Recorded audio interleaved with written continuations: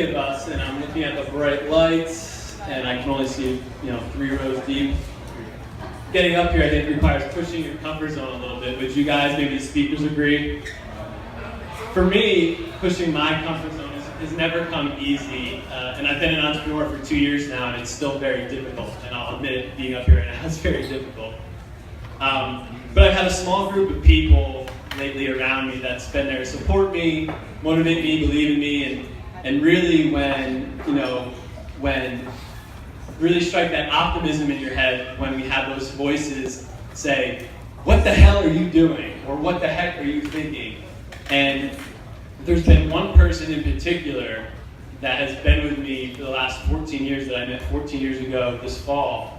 I think she's back there cheesing it up with the camera. That's my wife, Courtney, back there waving. And so this story will probably be a little bit more serious, hopefully a little bit comical, but it's all about the right place at the right time. And, for me, Courtney's been the one there for me all the time through a lot of this. And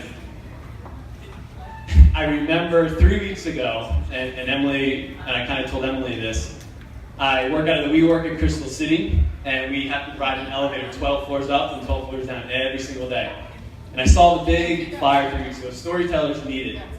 And I was like, wow, that's really interesting. I've done some speaking, and wow, this seems pretty cool. The next day I saw the theme was right place, right time. That's something I really believe in, and I'm going to kind of share a couple of those stories in a few minutes. And it took me 2 full weeks until I actually sent Emily an email and finally got the courage after saving on my phone, the flyer, all this stuff. And finally my voice said, Kev, what the fuck do you have to lose? So I emailed Emily, didn't know what to expect in return. So here we are, where I'm going to share a story of how a spoon changed my life. So I grew up in Northwest New Jersey. Anybody out there from New Jersey? Sweet. So Northwest New Jersey, literally you can go 30 minutes north and be in New York State, or 30 minutes west and be in Pennsylvania. I also, though, grew up as an only child. Any only child? Okay, cool.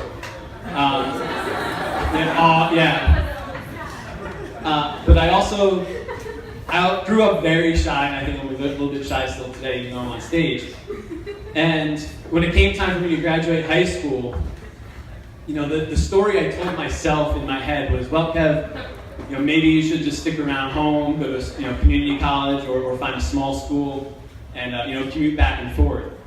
And I'm super lucky that I came across the college that I went to, Fairleigh Dickinson University. Oh, all right, wow. A lot of connections here today. So I found FDU, and I fell in love with it in the fall of 2002, moved into Hamilton Residential Hall. And the funny thing is I was put on the very first floor, and the first floor was known as the quiet floor.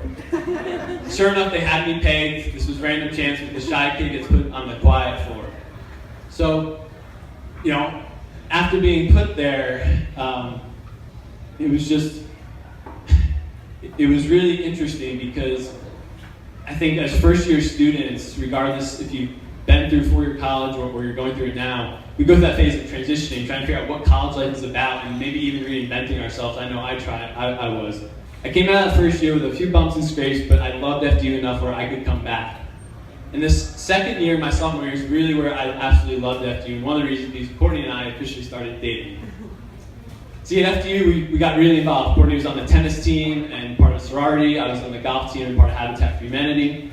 And then we also got involved with our programming committee.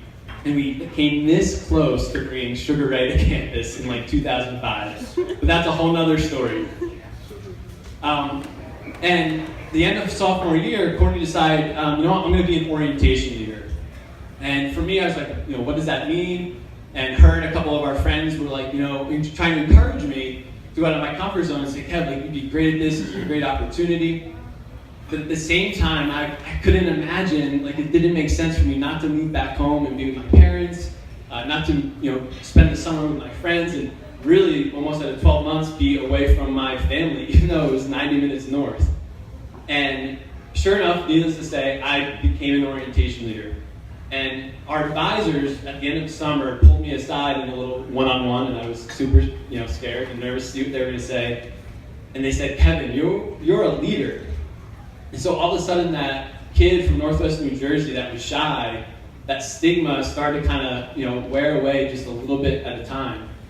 And I got more involved, but really it comes down to this first instance is that Courtney was there to kind of support me, encourage me, and instill that confidence back in 2004 that, Kev, you could do this. And that was one of the first instances. A couple years later, Courtney and I went on to grad school, and we went to 2 different schools 6 hours apart and did the whole long distance thing. Yes.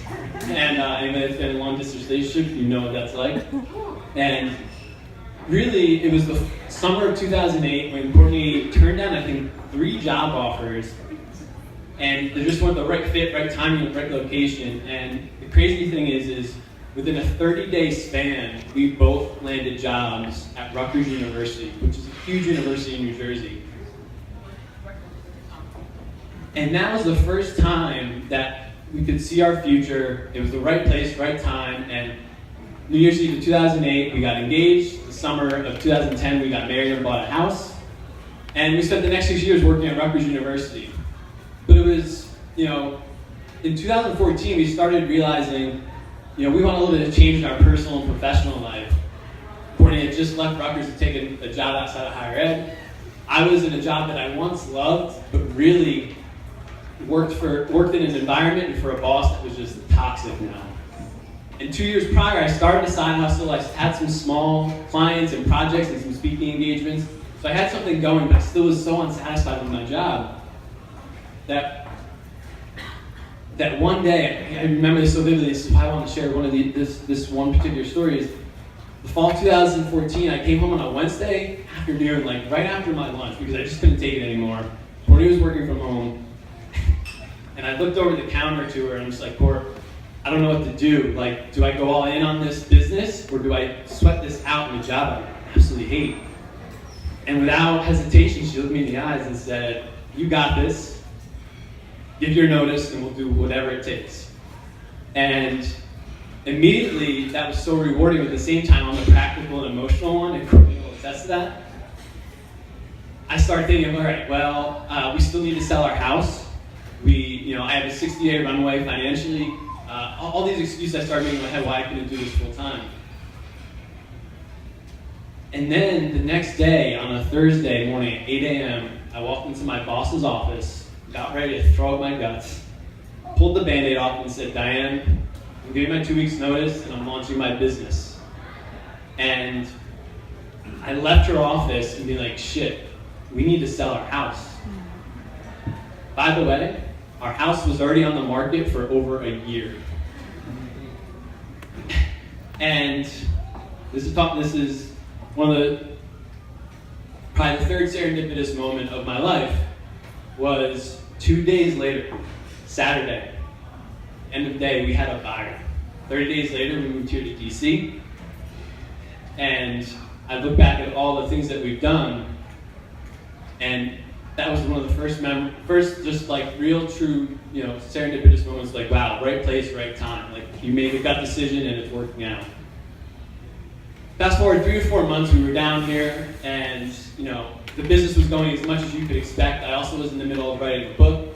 I had a few small clients, thanks to WeWork. Like, my first 3 clients were WeWork clients, so I highly recommend the WeWork community. And it was, I was still looking for that big client, right?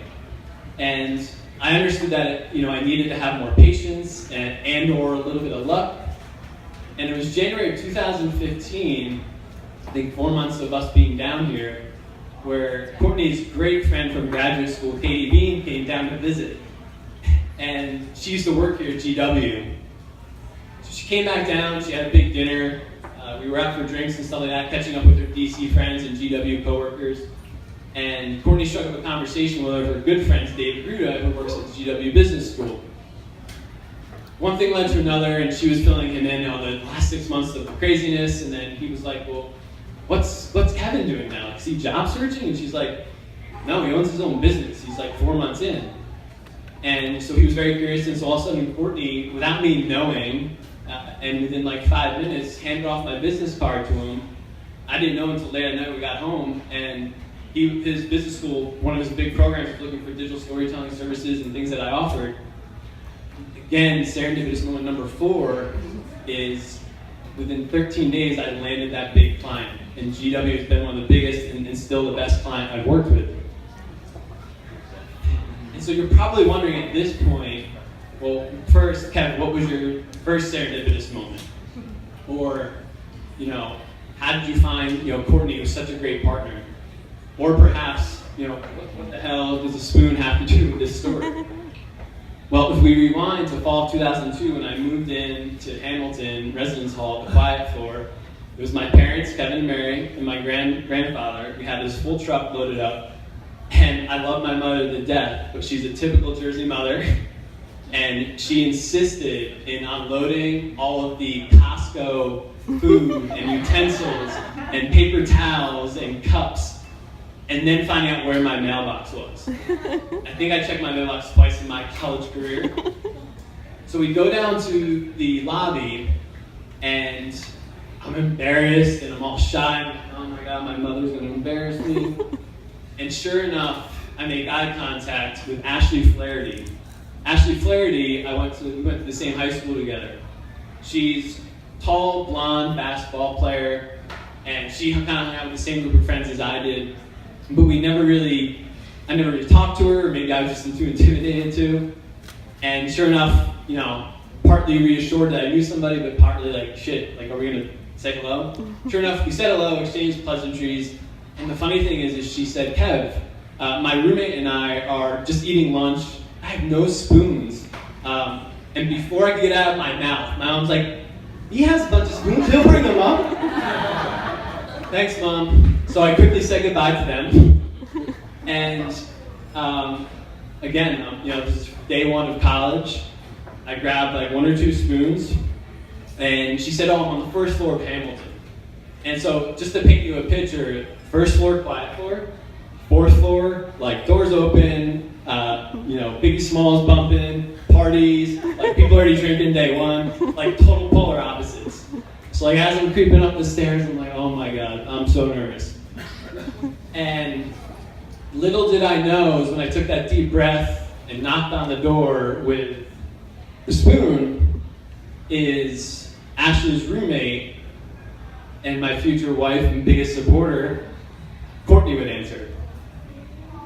And that was serendipitous moment number 1. Thank you.